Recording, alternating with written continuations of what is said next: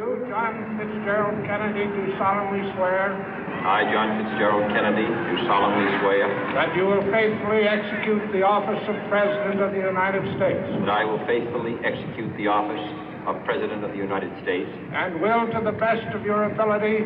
And will, to the best of my ability. Preserve, protect, and defend the Constitution of the United States. Preserve, protect, and defend the Constitution of the United States. So help you God. So help me God.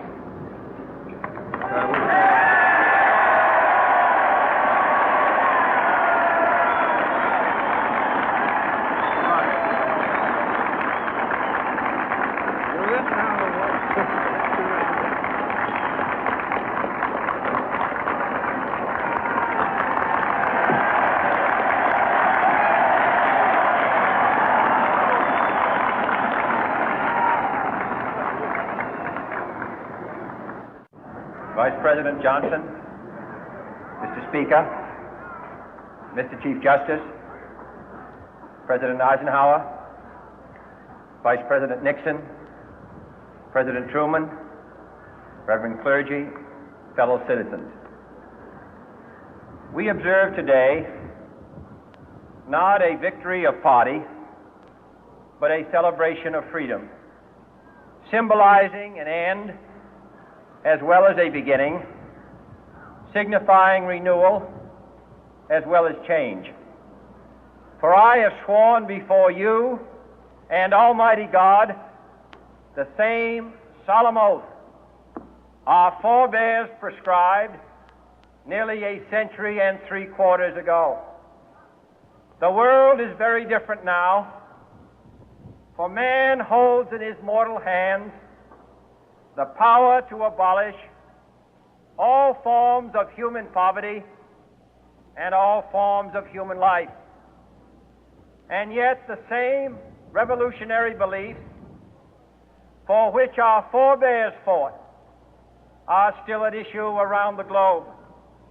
The belief that the rights of man come not from the generosity of the state, but from the hand of God. We dare not forget today that we are the heirs of that first revolution. Let the word go forth from this time and place to friend and foe alike that the torch has been passed to a new generation of Americans born in this century, tempered by war, disciplined by a hard and bitter peace, proud of our ancient heritage, and unwilling to witness or permit the slow undoing of those human rights to which this nation has always been committed and to which we are committed today at home and around the world.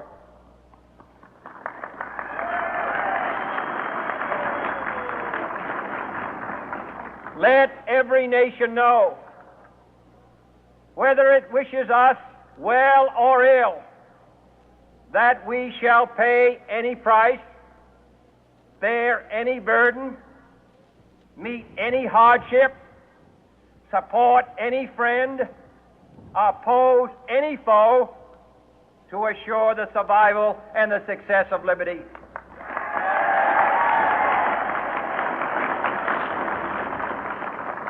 This much we pledge and more. To those old allies whose cultural and spiritual origins we share, we pledge the loyalty of faithful friends. United, there is little we cannot do in a host of cooperative ventures. Divided, there is little we can do, for we dare not meet a powerful challenge at odds and split asunder. To those new states whom we welcome to the ranks of the free, we pledge our word that one form of colonial control shall not have passed away merely to be replaced by a far more iron tyranny. We shall not always expect to find them supporting our view, but we shall always hope to find them strongly supporting their own freedom, and to remember that in the past, those who foolishly sought power by riding the back of the tiger ended up inside.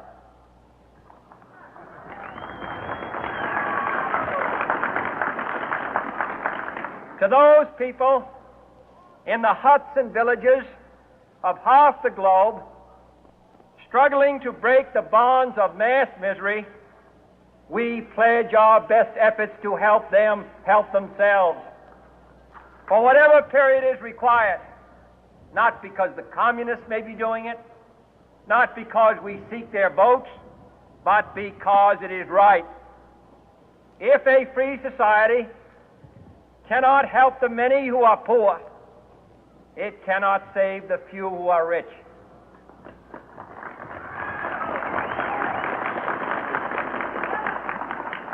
To our sister republics south of our border, we offer a special pledge to convert our good words into good deeds, in a new alliance for progress, to assist free men and free governments in casting off the chains of poverty. But this peaceful revolution of hope cannot become the prey of hostile powers. Let all our neighbors know that we shall join with them to oppose aggression or subversion anywhere in the Americas. And let every other power know that this hemisphere intends to remain the master of its own house.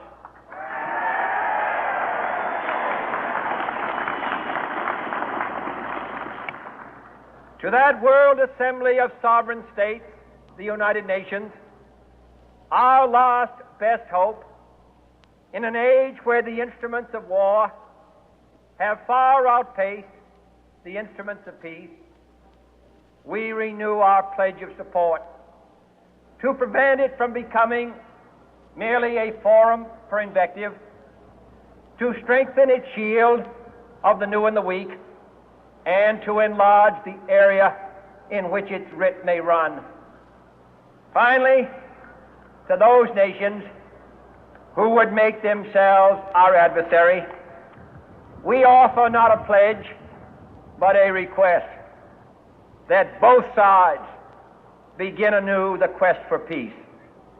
Before the dark powers of destruction, unleashed by science, engulf all humanity in planned or accidental self-destruction, we dare not tempt them with weakness, for only when our arms are sufficient beyond doubt can we be certain beyond doubt that they will never be employed. But neither can two great and powerful groups of nations take comfort from our present course, both sides overburdened by the cost of modern weapons, both rightly alarmed by the steady spread of the deadly atom, yet both racing to alter that uncertain balance of terror that stays the hand of mankind's final war. So let us begin anew, remembering on both sides that civility is not a sign of weakness, and sincerity is always subject to proof.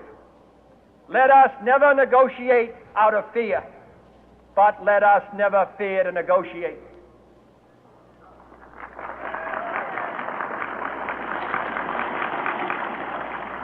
Let both sides explore what problems unite us, instead of belaboring those problems which divide us. Let both sides, for the first time, formulate serious and precise proposals for the inspection and control of arms, and bring the absolute power to destroy other nations under the absolute control of all nations.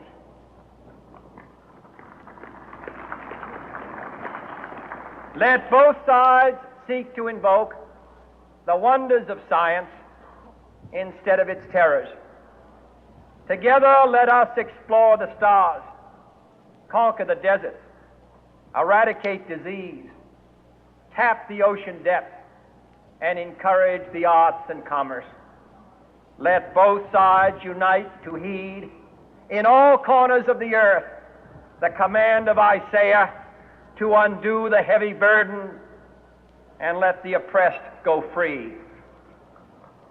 And if a beachhead of cooperation may push back the jungle of suspicion, let both sides join in creating a new endeavor, not a new balance of power, but a new world of law, where the strong are just and the weak secure and the peace preserved.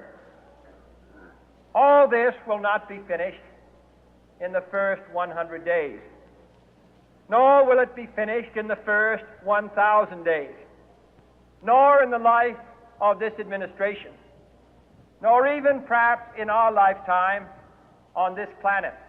But let us begin.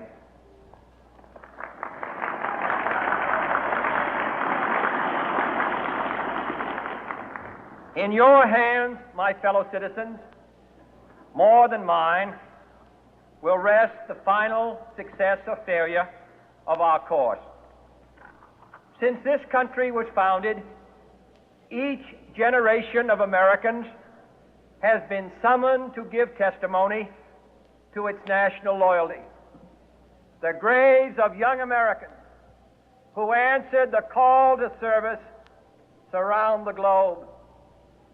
Now the trumpet summons us again, not as a call to bear arms, though arms we need, not as a call to battle, though in battle we are, but a call to bear the burden of a long twilight struggle, year in and year out, rejoicing in hope, patient in tribulation, a struggle against the common enemies of man, tyranny, poverty, disease, and war itself.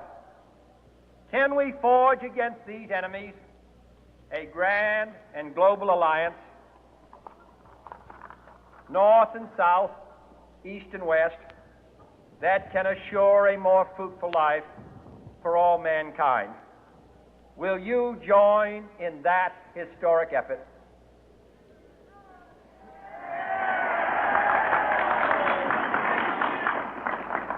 In the long history of the world, only a few generations have been granted the role of defending freedom in its hour of maximum danger.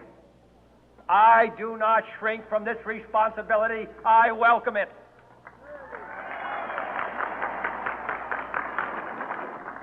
I do not believe that any of us